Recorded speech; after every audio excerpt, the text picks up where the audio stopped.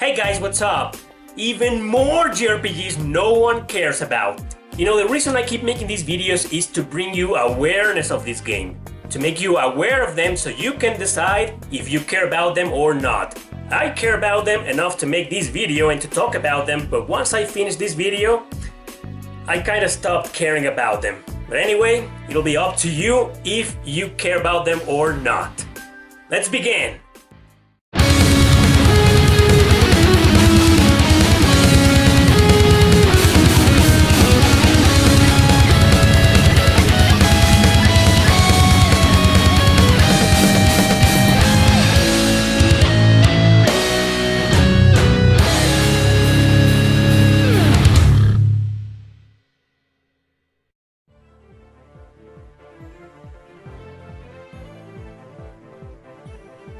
What, you didn't know there was an RPG based on the Hideo Kojima franchise, Zone of the Enders? Now you do. But somehow I get the feeling you will forget about it in a couple of days. Why, you ask? Because no one gave a damn about this game. First of all, Kojima had nothing to do with it. Second, it's a strategy RPG that's weird, boring, and completely unappealing. Konami could have done a much better job with a franchise like this, but why release it for the Game Boy Advance? Were they trying to approach the series to Nintendo players or something? Maybe they didn't want to take any risks with the PlayStation, home to previous Zone of the Enders games, and moved on to a portable system instead to try their luck with a spin-off. It's not exactly a bad game, but I just don't think it's good either. I can't talk much about it since I played it for less than an hour and ditched it. I'm not a fan of mech games, with some really small exceptions. And since I'm not a fan of all the Zone of the Enders franchise, it's no wonder I didn't care about this game, Do you care about it? I know no one that does.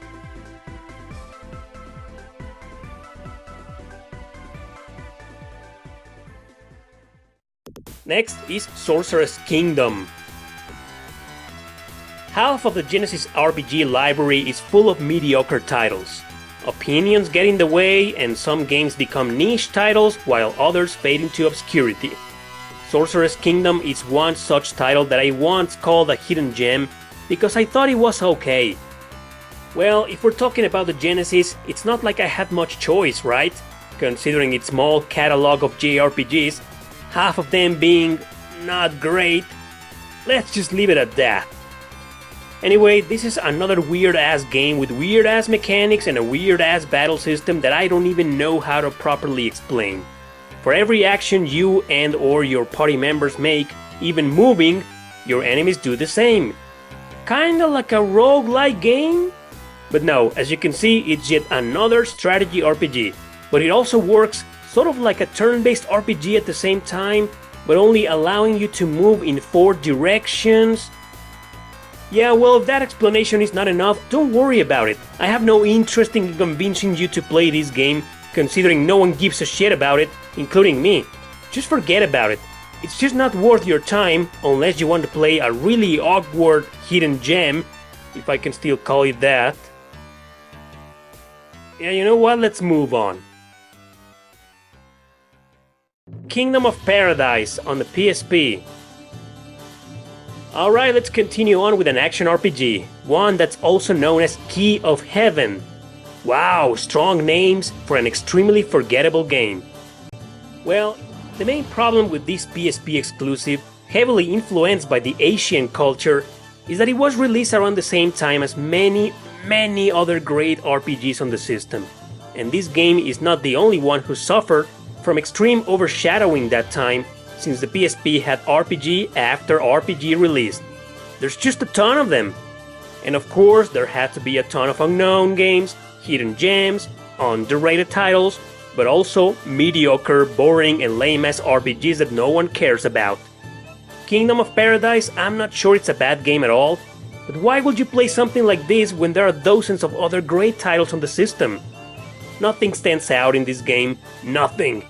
Sure, I guess the martial arts are kinda interesting, but the story is so lacking, as are the graphics and the music. In the end, it's a mediocre title that no one cares about, not even me. Probably not even you either.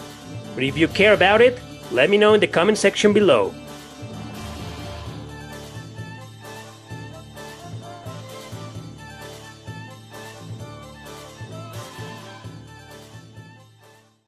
Coming right up, Master of the Monster Lair. The name of this game is enough to make you realize why I put this game on the list. Why would you name your game like this? Why? If you're a developer and you want your game to succeed, why in blazes would you name it Master of the Monster Lair? That's like the most unappealing title I've ever heard in my life. But guess what? It's not the developer's fault. It's the localization team's fault. Atlus! This game is part of the Dungeon Maker series, and actually it's called that way in Europe as well. Dungeon Maker. Yeah, well, it's just as generic as the other title. Anyway, is it good? Is it something you need to even care about? I'll let you decide. It's like an RPG for kids, although not exactly a good start, especially if you don't want them to be overwhelmed by its dungeon crawling mechanics, where you actually need to build the dungeons in order to lure the monsters and fight them. So imagine how repetitive this game is. There's micromanagement involved, as well as a story that's kinda charming, I guess. But other than that, you will be better off playing any other title on the Nintendo DS than this. I keep saying that for every game in this list, huh? Last but not least, Shadow Tower on the PS1.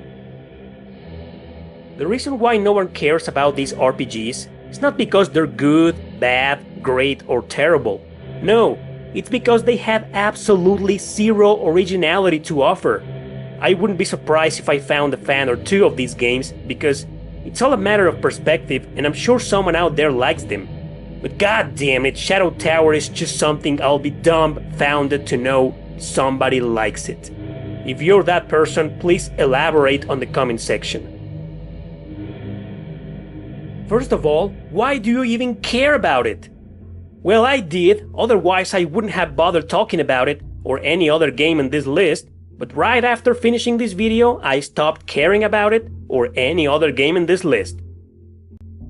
Shadow Tower is an action RPG with dungeon crawling elements in first person, with barely any music, shitty graphics, lame story, and excessively boring gameplay.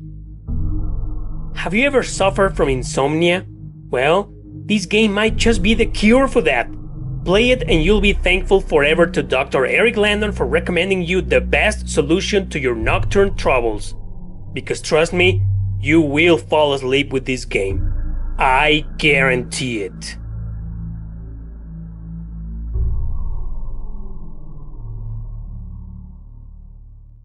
So that's it for this video, guys. Thank you so much for watching. I hope you found it interesting. If you care about these games or not, like I said at the beginning, it'll be entirely up to you. But, believe it or not, I am interested in knowing if you do care about them or any of the other games I have talked about in the previous No One Cares About videos. In any case, that's it. Thanks for watching. Don't forget to subscribe and share this video with your friends. See you next time.